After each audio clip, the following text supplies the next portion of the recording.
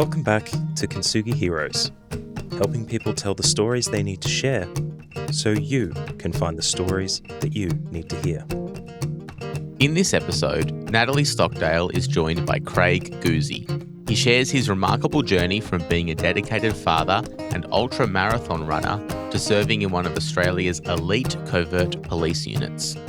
After losing his daughter to cancer, Craig turned his grief into action by taking on endurance challenges to support kids with cancer.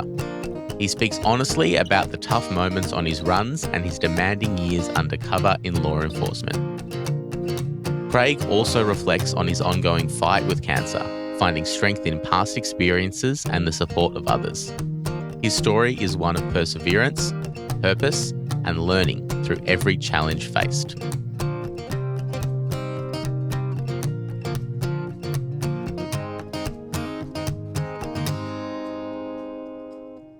Craig, welcome to Kintsugi Heroes. Thanks, Natalie. It really is an honour to have you as our guest. I'm happy to be here. Craig, you've been a decorated police detective, a devoted father who faced a heartbreaking loss of a child, and an ultra-endurance athlete for charity. For those new to your story, can you give us a brief overview of your journey? Yeah, sure. Look, I'm a father of five. I joined the police service when I was 17. Did all the normal things and ended up being in a plainclothes unit back in the 90s. During that time, I had three kids. I had Jessica, who was around 7, Tim, who was 5, and Kylie, who was 3.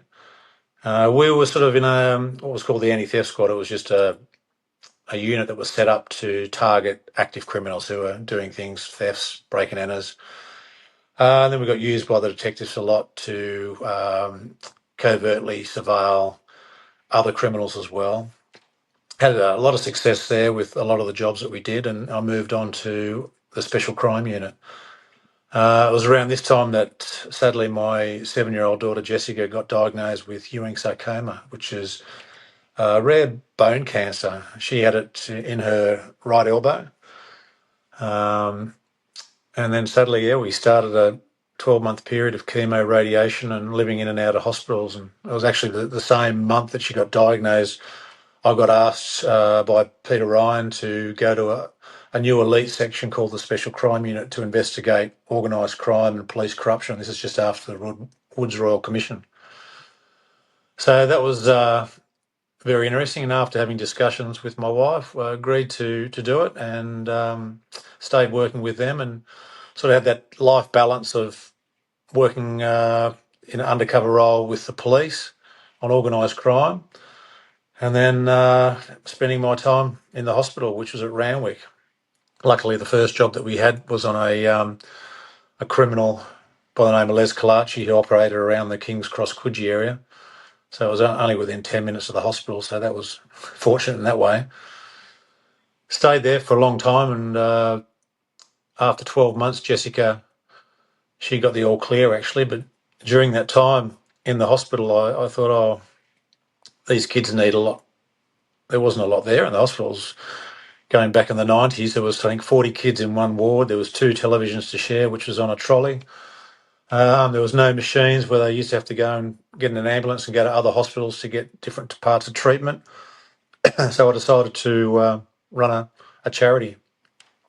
The best way I thought to do it was, I've always been a bit of a fitness fanatic and I used to race surf boats for Avalon Surf Club. So I thought rather than row that year, I'd learn how to paddle a surf ski and I'd paddle from Sydney to Queensland and end up carrying the gold medal to present at the Australian title. So it was from Avalon to Broadbeach and the cause was cancer. So we started a charity called A2B for C. And that was 16 days out in the ocean. We raised about $150,000 with that one. And at the same time, we just finished one of the major jobs there on Les Kalachi, and I think we arrested about 70 drug dealers and 2 corrupt police who were involved in the job.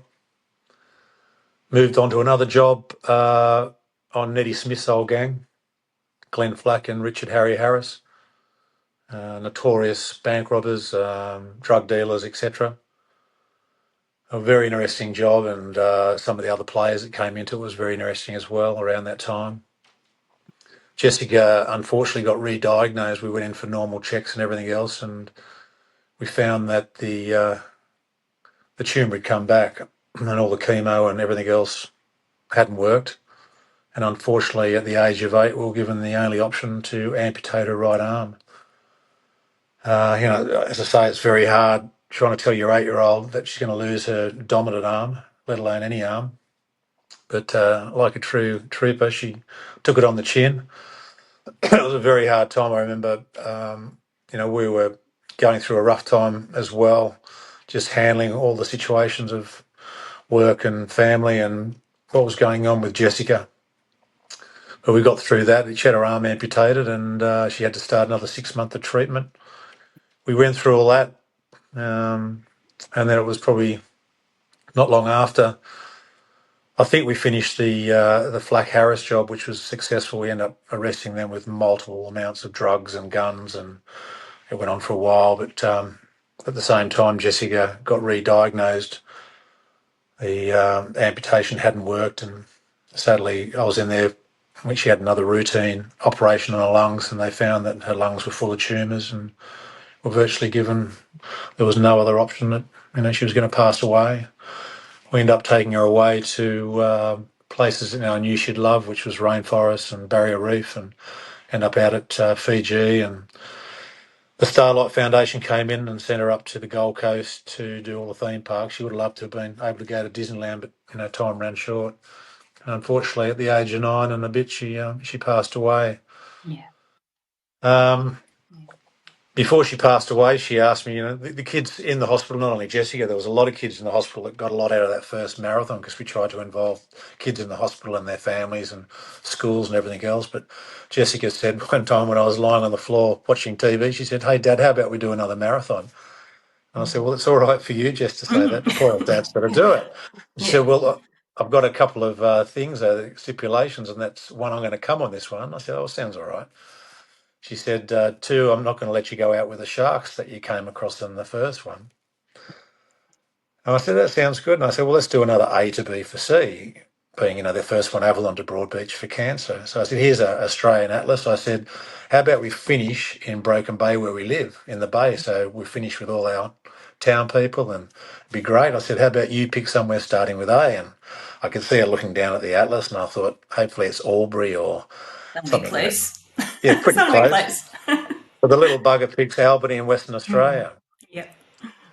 So I thought if I can't go out with the sharks, as you know, in Western Australia, there's massive white pointers down there and all the way through the bottom of South Australia, Cactus Beach and that. So I thought I'd better learn how to ride a bike as well now and get the old running shoes back out. So that's what I did. I'd end up doing that.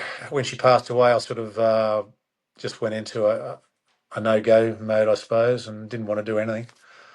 But after a couple of months passed, I thought, no, it'd be great to complete something that she asked to do. That was 34 days across the country, 5,000 kilometres. We ended up raising about $350,000, which was a lot of money in those days. We're going back to the year 2000. It's a lot of money these days. Yeah. We were able to buy a lot of stuff for the hospital, which was good. I was able to liaise with the doctors and ask what they wanted, and we could work together, which was great. And the rest of the money went to research, which I'm still part of the Children's Cancer Institute of Australia, always helping them as well. So I ended up in the police in the special crime unit for another probably 5 years, and probably 5 years too long. When I joined, there was a stipulation or a contract that we signed that we were only going to be in there for 3 years because of the stress involved.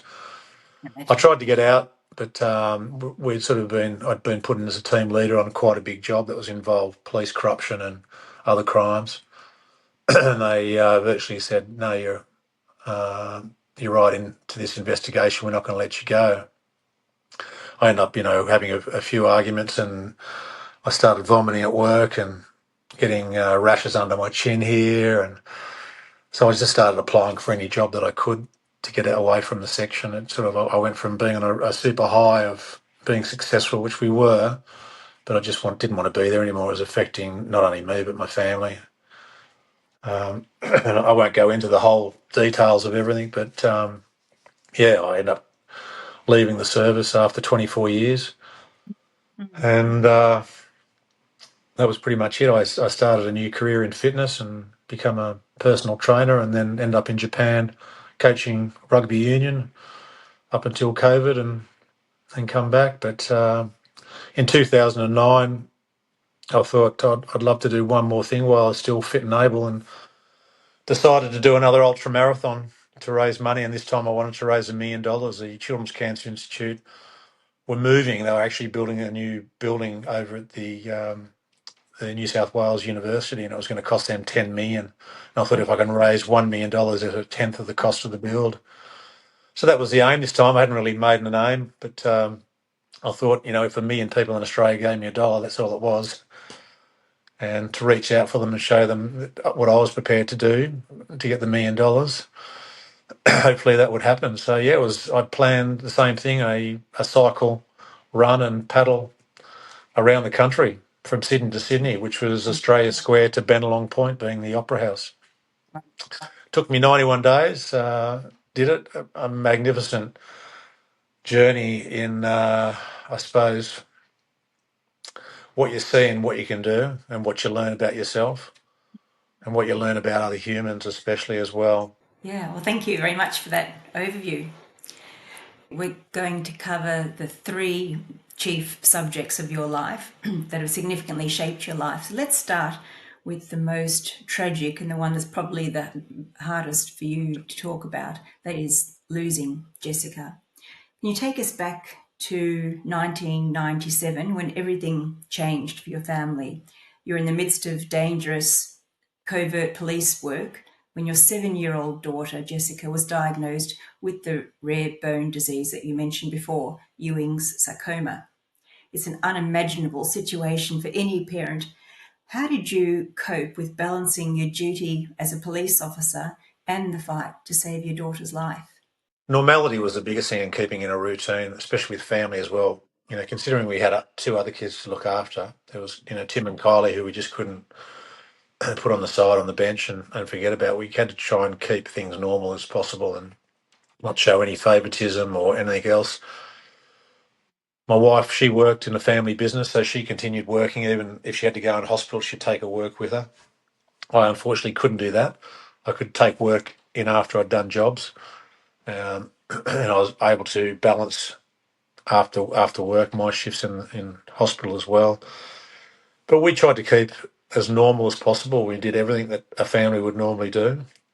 There's obviously things that interrupt, when you're doing chemo and she's sick and radiation, or you might be in there for 6 days straight sharing shifts and you don't see each other, but we still tried to just keep everything exactly the same.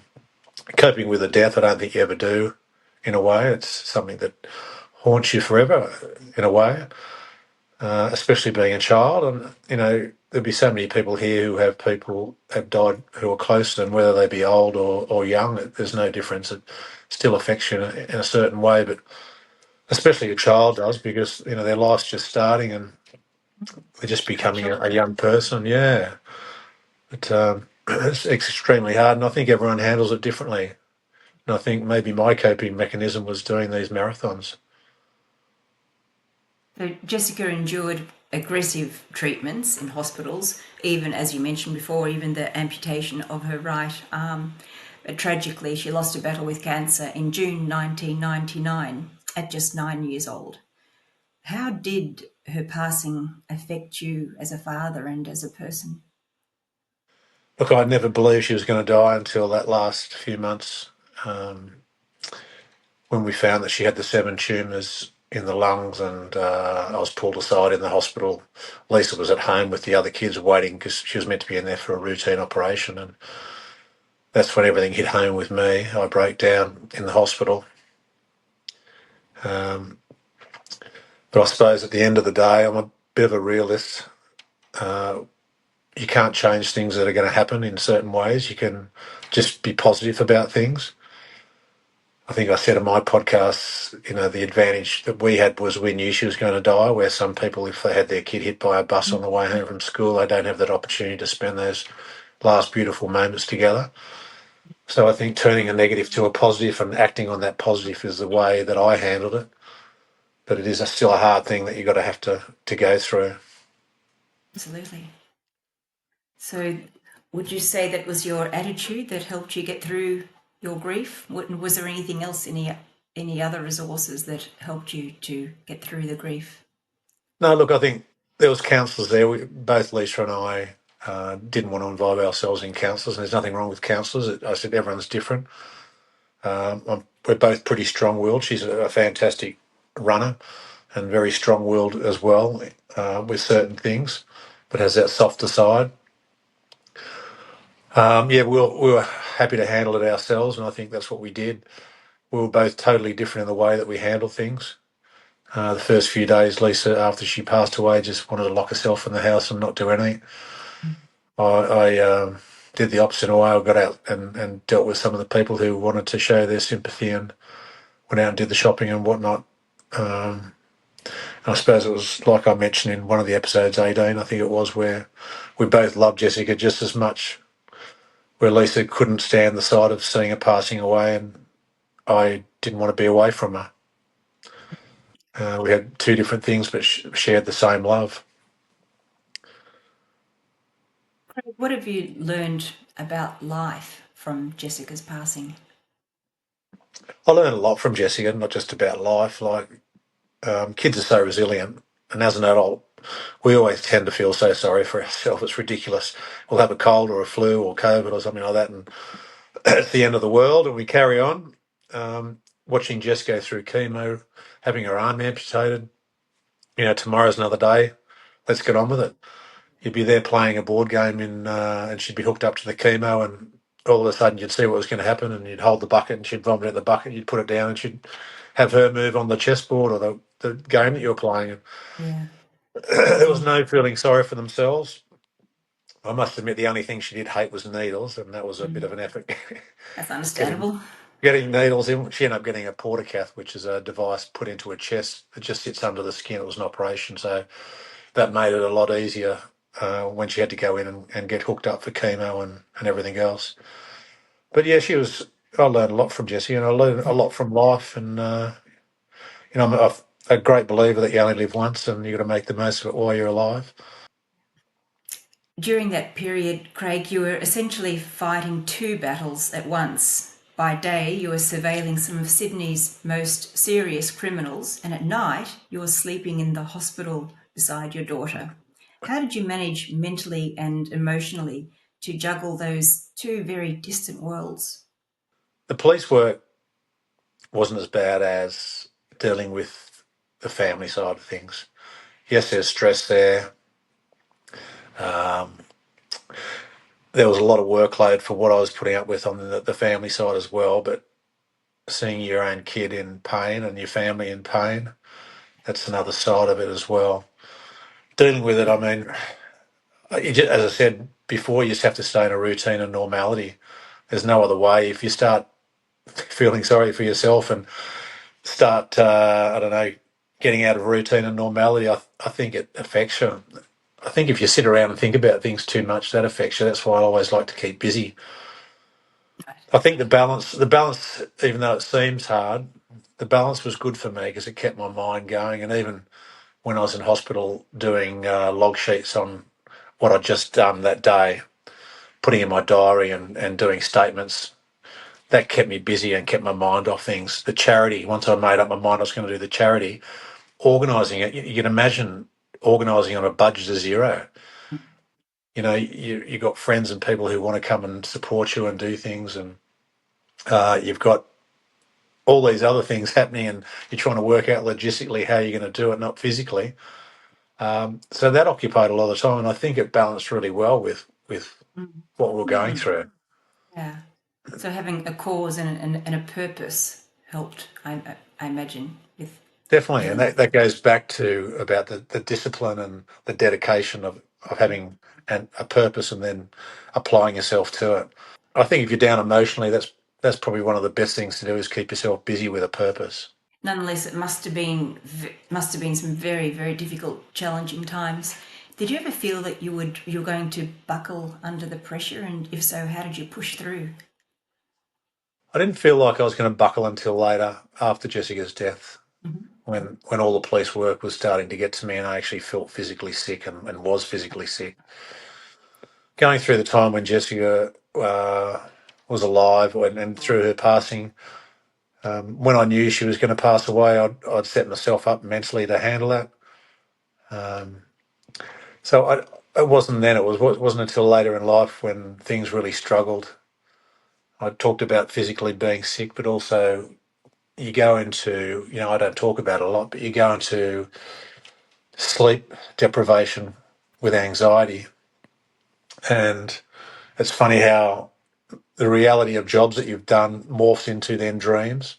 And Mhm. then the dreams are not true, but it morphs into these things that you keep having these reoccurring dreams of how it was true, but then it goes into the crooks involved and what happens to you and other people, Mhm. which isn't nice. So yeah, there's a funny effect that stress puts on you from the job, and how it happens, and that's why I don't talk about it a lot, and I only did the podcast, for certain reasons. Yeah, your podcast Conviction, which we'll talk about later, which Yeah, I thoroughly enjoyed. In the face of Jessica's illness, you decided to take action in a rather extraordinary way. While Jessica was still undergoing treatment, you embarked on the 1,000-kilometre ocean paddle from Avalon Beach, for those who don't know where that is, it's in New South Wales, to Broadbeach in Queensland to raise money for the cancer charities. You have already touched on what sparked that idea. Can you tell us about that first journey? yeah, it was pretty amazing. I hadn't never paddled a surf ski before, so I had to learn how to paddle a surf ski, which sounds ridiculous. I had 9 months to do it from when I took off, and the reason why I did it at that time was because I knew there's going to be 25,000 people on the beach when I arrived, and I knew that would be a great way to raise money. I sort of planned the event. Probably the toughest race in the world is the Molokai. It's a 70-kilometre ocean race in one day. So I thought if I can do that for 16 days, obviously not racing at the same pace that they go at, but if I can do that for 16 days, I'll get a bit of publicity, and especially in the surf lifesaving world, I'll get a bit of mention through the crowds and hopefully raise some good dollars. And that's how I planned it. And we stayed either in surf clubs or in caravan parks, and I managed to have a support crew come with me the whole way, a mixture of family and friends. Saw some amazing things and met some amazing people. As you can imagine, out in the ocean, the things that you see, the turtles and the sharks and whales, and Wonderful. on this first trip, totally amazing. And even as scary it was, I think I was off Coffs Harbour on day 10, and I was paddling way out near the Solitary Islands, which is probably about 5 to 10 kilometres out to sea, a marine reserve, so it's just active with fish life, but end up having this massive big, I'm guessing it was a white pointer, under the ski for about 30 seconds. So my ski's 17 feet long in the old way, or probably 5 metres Wow. long. Now the shark was as big as that, and as wide as like a VW car. They're quite wide, the sharks, when you get next to them. Quite an amazing experience, but I didn't And feel threatened by it. surf skis are Yeah. very narrow too, and they're quite easy to tip, aren't they? Oh, look, if it sniffed it at me, I would have probably fallen off. But it was just obviously intrigued. It was going through a big school of fish that was carving through small fish, so it was obviously eating what was there. It was probably just intrigued with what this large thing was going through the water, Mm. and it disappeared as soon as it came. But it's always in the back of your mind. And I mean, the sharks were there every day, but massive big sea turtle off Crescent Head, that was amazing too. It was just sunning itself on the top of the water, and because of my ski, you make no noise. I actually got right onto it before it disappeared under, and big old barnacle shells and things like that. And some of Wow. the people, it wasn't just a matter of paddling every night. We had functions where we were actually raising money as well. So I'd speak at Rotary clubs or school events at night and things like that. So that was very important as well. There was one person there in particular in Foster. We pulled in there and we stayed in the caravan park for the night. And the owner of the caravan park said, "Do you mind doing a guest speaking function and telling everyone what you're doing?" And so I did that at the barbecue, and one guy disappeared, and came back, and we put the bucket around, and he threw $1,000 cash in the bucket. Wow. How generous. He he lived in a caravan. That's all he had. He worked Wow. as a boiler maker, a welder, and he collected scrap metal at work, and that was what he collected, and that was his cash money. And he put the whole lot in the tin. Didn't know me. I was Generous heart. amazing. Yeah, yeah. And I think doing all these marathons, you find the truth about people in Australia, and we are very generous people. But I'll tell you what, it was great. Day 16, I was very happy to see the end. We had cyclones and a lot of bad swell, a lot of bad wind, but we eventually got there and raised the money. Wow. At Wow. the other end, I didn't even know, but in those days there was an airline called Ansett. I don't know if you remember those. And they actually donated a flight for my children and my wife Lisa at the time. So I didn't know they were going to be there, so they were there on the day I arrived. How wonderful. What a special Yeah, day. it was. It was. And you encountered cyclones as well. A cyclone. Yeah, we had Wow. Cyclone Yarley off Nambucca, and then we had a second cyclone off Byron Bay. I left Byron Bay, and it was a beautiful day. And there was a cyclone, but there was no news that it was going to come inland. But it ended up coming in. So I think I was about 3 or 4 hours into the paddle, and the swell started getting massive to the point where it started knocking me off the ski all the time because the top of the swell was white capping and it rolled me. So the support crew had gone through to Kingscliff where I was meant to come in, and they said, "You're not going to get in here, it's too big." So I ended up just picking a random beach on the way and caught a massive wave, which halfway through knocked me off. Ended up swimming back into shore, and I ended up over on the Tweed River and paddled the last part of the day down the Tweed River, finishing at night. But Well, they're the things you can't plan for. And yeah, that's extraordinary. Paddling your surf ski through not one but two cyclones. That's absolutely extraordinary. Were there moments where you actually feared for your life? Not really. I always had a support crew within sight on that first marathon. The second one I didn't, but the first one, that's the reason we had them there. Apart to obviously video things and keep a documentation of what I was doing, they were there for safety as well. Yeah. Yeah. And after Jessica's passing, you set an even more ambitious goal, a 5,000 kilometre trip from the west coast to the east coast of Australia by bike, foot, and surf ski, with a goal of raising more funds to support children's cancer research. Now, that's a monumental challenge. Can you share one or two of the toughest moments that you faced on that across Australia expedition? I think people always ask, what's one of the hardest experiences you had on the last marathon, which was around Australia. Designed it so it was going to be quite different, and rather go circumnavigate. I came inland from Port Hedland, and there's a little town called Wiluna, which is the most isolated town in Australia, and it's in the middle of the Great Sandy Desert. So I thought I'll jump off the bike and run through the Great Sandy Desert to Wiluna, and the only track there is probably a rough road that they use to check the gas line, which runs through there for the mines and everything else. But apart from that, there's nothing there. I think we saw one person in 2 days. So it was 200 kilometres from the turn-off to Wiluna. Wow. Yeah, running 100 kilometres a day, I've done before with Oxfam race, which is an off-road race, but through the desert. And luckily enough, the first part, I could change the tyres on my bike to have a thicker tyre. And I was able to ride a little bit to start with, but we ended up getting puncture after puncture after puncture because you've got this iron ore rock all Oh over the no. place as well, even though you're in sand. But that was probably the toughest I'd experienced, and the sand getting into your shoes, and it was just relentless, and the heat of the day.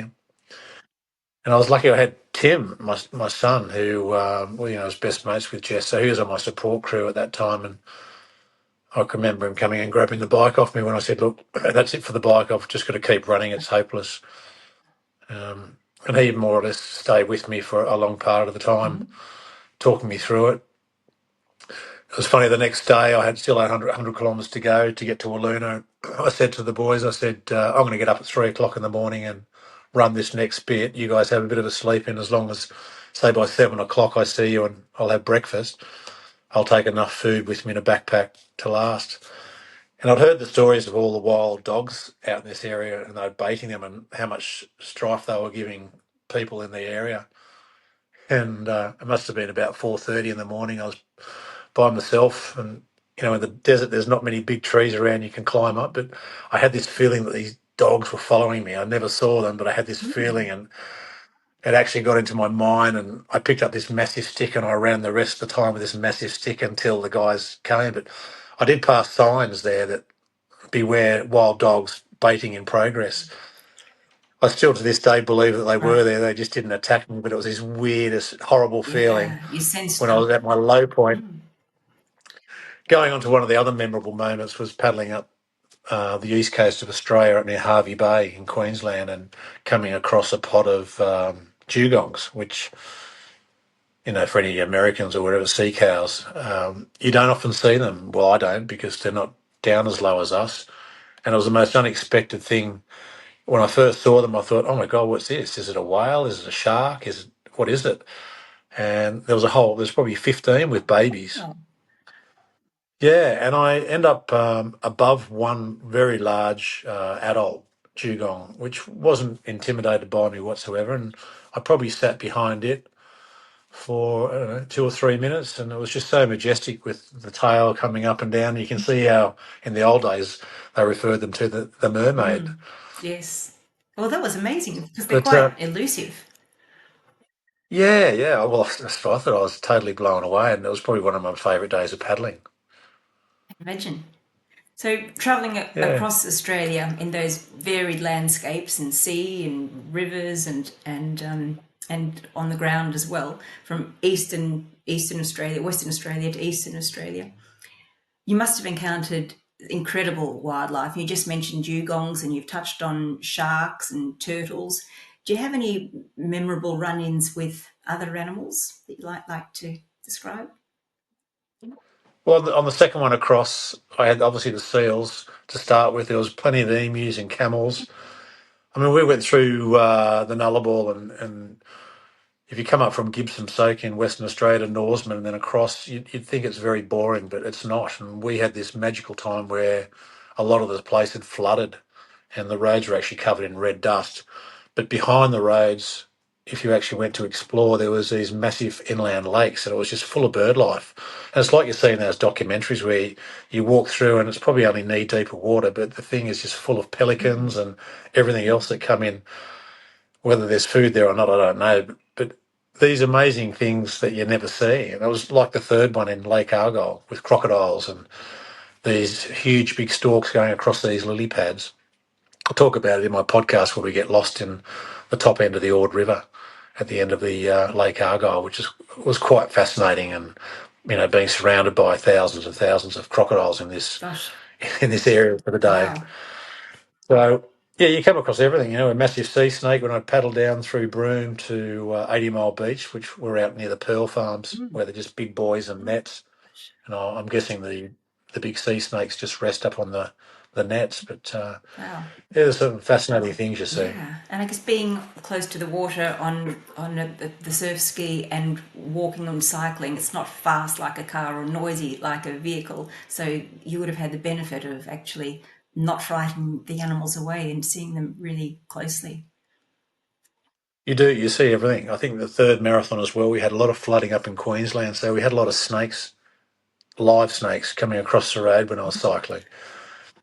That was quite funny. I thought, oh, there's one that's all right. But when you start seeing more and more and more and Yeah, more, yeah, you don't want to fall off your bike. no, no, we have an amazing country, and it's a great way to see the country, even though it's hard to get around on bike, paddling and running, but you definitely see a lot more than just in a car. Yeah. Looking back on all your endurance challenges, what have you learned from pushing your mind and body to such extremes for a cause? Well, I never thought I'd be able to do it. Well, I always believed in myself, but I never thought I'd be able to be a marathon person. I was always at school in sport. I was a sprinter and never even dreamt about doing anything more than 400 metres. I don't even know what made me. Well, I do know what made me do the first marathon. It was Jessica. But to think about actually pushing myself that far, I'm glad I did it. I always backed myself. I remember doing a guest speaking function down in the bottom of Victoria at a Rotary Club, and a guy got up and asked me a question. He said, "What would happen if you got knocked off your bike and you couldn't finish it?"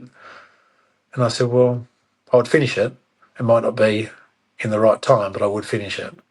And I think that's the attitude you've got to have about completing things. Yeah, getting them I done. say not everyone's the same. There's a guy that rode around Australia in I think 50, no, was it 34 days? He's a professional cyclist, which is unbelievable. You think around Ring Road one in 34 days. So there's people that are way more fitter than me and can do it a lot probably quicker. I'm just a father at the end of the day that had a purpose. Let's now switch to another fascinating and challenging part of your life, your covert police work. You spent nearly 24 years in the New South Wales Police Force, and in 1997 you joined an elite covert task force. In fact, you were one of the biggest undercover operations in Australian history, gathering intelligence on crime syndicates and corrupt officers, all while keeping your work secret from your fellow police officers and friends and family. What was it like living that covert life? It was hard, um,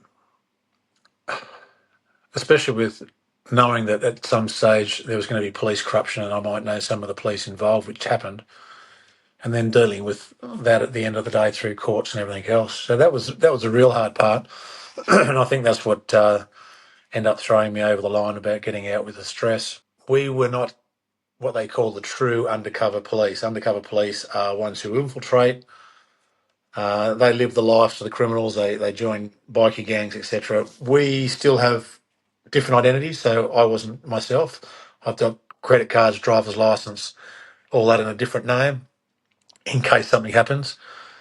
We often don't get involved with criminals. We might be with them in certain ways, but we are not becoming associated with them as friends and things like that.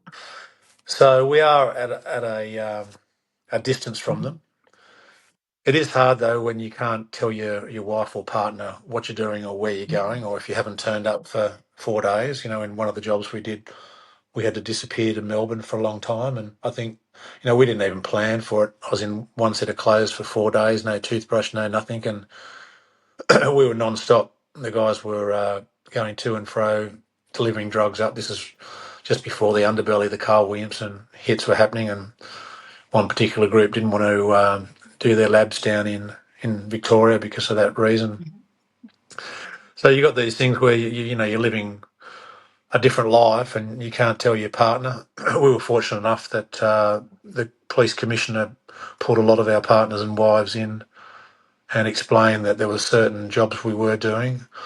We were doing it for the good of the service and obviously the general public, and that there were times that we wouldn't be able to discuss things with our partners and to understand, and so that helped a lot.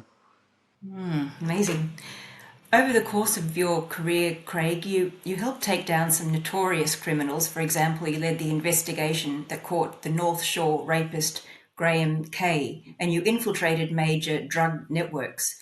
Interestingly, in your podcast Conviction, you've mentioned that some of these criminals were actually likable or admirable in certain ways, that they weren't 100% evil. Can you talk about that? I mean, they're doing a business perhaps that they grew up understanding. Sometimes their parents were in that field as well, or they were easily influenced. And you can see even the corrupt police.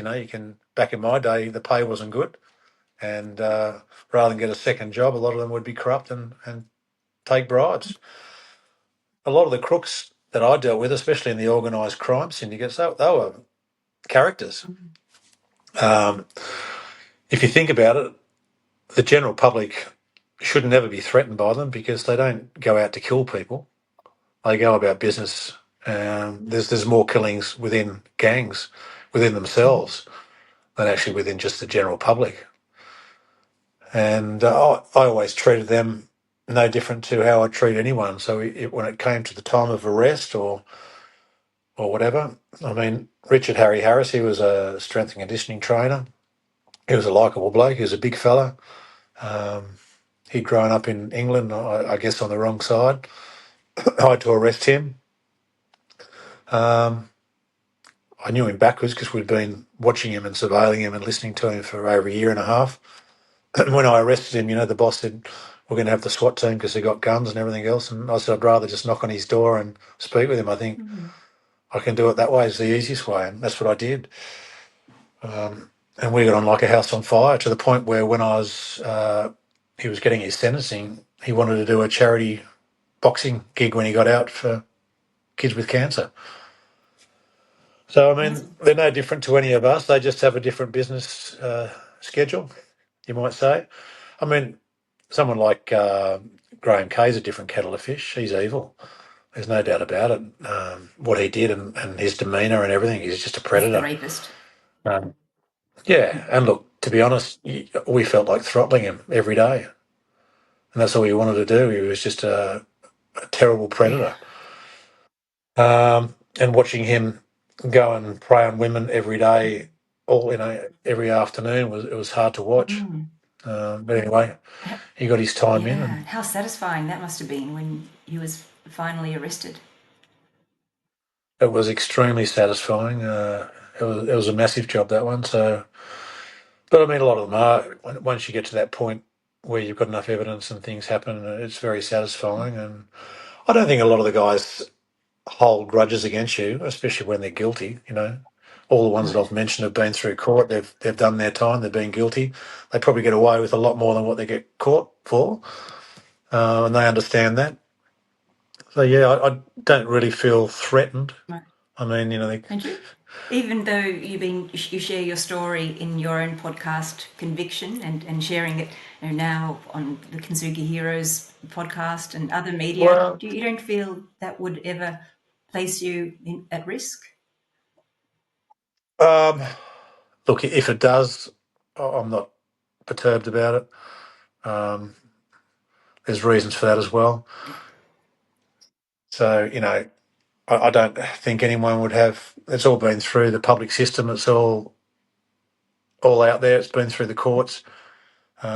Probably a lot of them who've done things and been convicted. There's one of the ex-corrupt police that I know of. He's actually working with the police now at the academy, telling people why he was corrupt and not to do it and how stupid he was.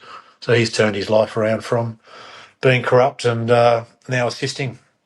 On a lighter note, you shared a story in your Conviction podcast about the time you and your partner were almost caught by some criminals that you were surveilling, but were saved by a kangaroo. Can you tell us about that story?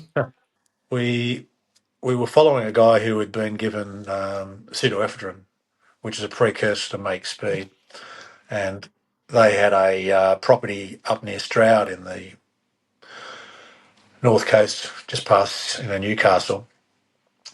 And we didn't know where they were going or what they were doing. All we knew that he picked up the buckets of pseudoephedrine and he was the cook and he was going away to an unknown location. We had minimal crew, so when we started this special crime unit, I think there was only 9 of us. So at the time that he left with the gear, I think there was only 5 of us to take him up and do the job and follow him and everything like that, which is very hard, and especially in a country area. But he ended up going into a property, and we watched from a distance through binoculars that he went to the farm and he picked up a caravan that was hitched onto his car, and then it went down a track and then it went through a valley. So myself and my partner got on foot and ran up through the creek bed to see where it was going. And this was going to be the lab. We didn't know at this stage, but this is where the drug cook was going to happen. So we actually pinpointed where the location was, and on the way back, the actual friend who owned the property was coming along with his dog to go out to the caravan. And we ducked down in the creek bed, and all of a sudden the dogs obviously smelt us and started going off and started heading towards us. And the guys just yelling out, "Shut up, you stupid dog, it's just a kangaroo." And myself and my partner are hiding behind these rocks, thinking this dog is going to come and what are we going to say and what are we going to do? But luckily the dog went back with the owner and they went off and, we escaped down the creek bed. That was lucky indeed.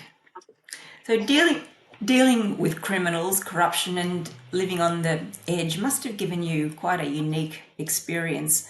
What did your years of working covertly teach you about humans and about yourself?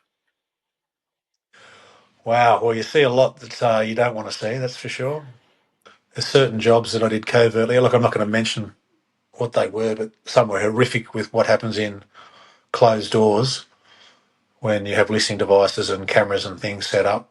And it shows you another perspective of life with how people live their lives. As I said, you can never judge a book by its cover. We were just talking about that before. Some of the crooks are probably the hardest ones. Deep down, they're just softies, and they've got a wife and children. And they go home to a normal life, and half the time, the spouse might be sort of suspicious of what's going on, but doesn't ask any questions, and they just lead a normal life. And on weekends, they do their normal thing and go to kids' sport and cheer on the kids and take them to the movies. And then the crime side comes in, and they're a different person. So It's a weird experience. it would be. So often are the spouses in the innocent party, unaware of the criminal activities that their partner is undergoing. I couldn't say all the time, but definitely some. Yeah, definitely some. Were there any personal lessons you gained from this intense period of your life? I think you learn lessons all the way through your life. I'm still learning now. I'm 61, and I'm not in the job, but I learn off people all the time. It's just one of those things. And going through the police, you learn when you're in uniform. You learn different things when you're working undercover and covertly. And then through the sports, you learn things about people as well. I always say, when I used to do a lot of coaching, and I always say to the players, if you can take 1% of what I teach you, well, I've done my job. Because if every session you have a new coach or a new spot coach or someone that comes in and teaches you something, you can be so well educated and you can learn that little bit off every person. Not everyone does things right and not everyone's exactly right, but if you can take a small bit that you like from something or someone, it sort of builds the person that you want to be or you become. Continual learning. Yeah, for sure. So, Craig, what does your life look like now? What are you doing? What are you doing currently? Unfortunately, I ended up splitting from my wife 6 years ago, and I started a new life, I suppose. It was 2 months after I split up with her. I got diagnosed with cancer. I got Merkel cell carcinoma, which was a tumour growing under my, funnily enough, right arm like Jessica. It was 20 years to the day. So I had 5 years of treatment there. Radiation was the biggest one to try and get rid of the tumour. During that time, I picked up a job just in Sydney as a part-time or full-time caretaker and then part-time. Now I'm just retired. And again, I just got over the last 5 years of cancer treatment.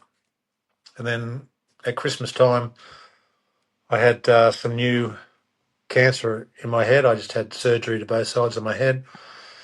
Got over that. And only 4 or 5 weeks ago, I got diagnosed with stage 3 cancer with a melanoma. So I'm still suffering now. I just had all the lymph nodes taken out of both sides and I've been cut up through the back. I've delayed immunotherapy because I'm actually sitting on the beautiful Lord Howe Island as we speak.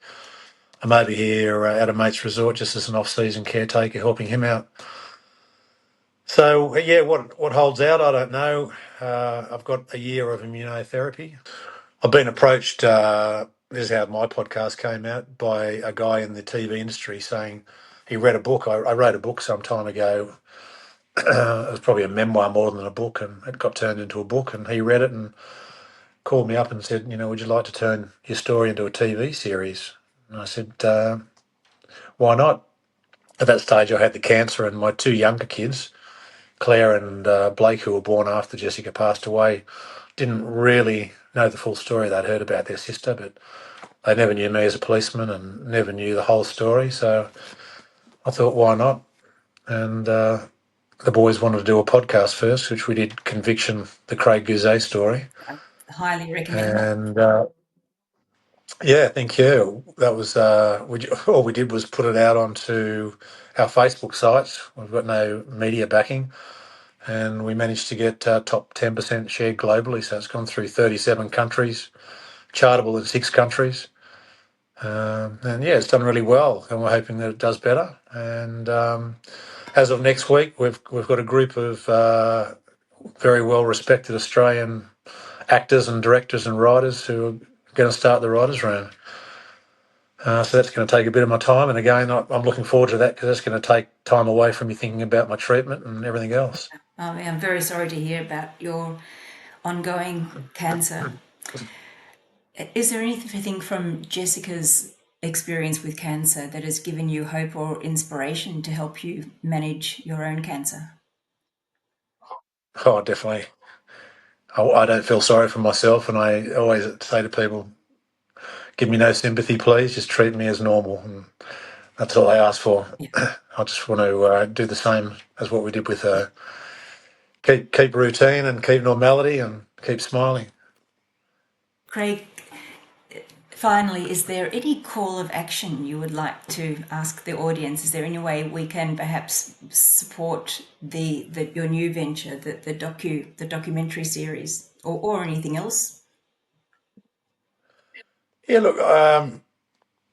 Firstly, getting involved in something. If you feel as though you want to get involved in something, have a go at getting involved. Help others. I always say the greatest gift you can give is to a person you don't know. And I always found, when I'd hand over the check for $1 million or whatever it was the best part of the marathon. It wasn't any of the experiences I came. It was knowing where this money was going and where it had come from. It had come from, $5 out of someone's wallet or $10 or $1,000. It was coming from the generosity of the Australian people. What can people do? Look, if people want to listen to the podcast and if they like it, put a great review. We are trying to get a sponsor at the moment for the podcast to try and actually get more funding for the writers' room and to produce this TV series. So if you like the actual podcast and you'd love to see it on screen, we do have a position for someone who wants to back the podcast, knowing full well that hopefully it's going to be on the screen and do well. Great. As I said, I've got Jake Ryan, who is an Australian actor, used to be on Home and Away as Robbo.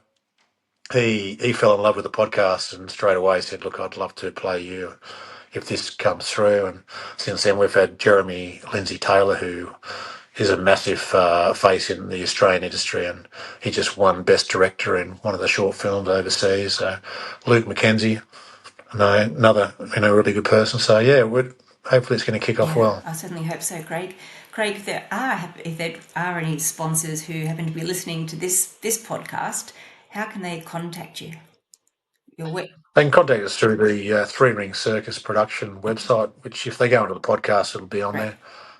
And they can get in touch with Doug Garsky, who's on the bottom there, which is fine. Wonderful. Craig Goozee, it really has been an honour hearing your story. Thank you very much for sharing it with Kintsugi Heroes. Thanks, Natalie. Much appreciated. Thank you for listening to this episode of Kintsugi Heroes. Thank you to Colin Lilly for permission to use Broken as our theme music for this series. If you enjoyed this conversation, share the podcast with a friend and let us know by leaving a rating and review on Apple Podcasts, Spotify, or wherever you get your podcasts. If you'd like to support Kintsugi Heroes and the stories we share, head to kintsugiheroes.com.au and follow the instructions to make a tax-deductible donation. Thank you for listening, and we'll see you next time.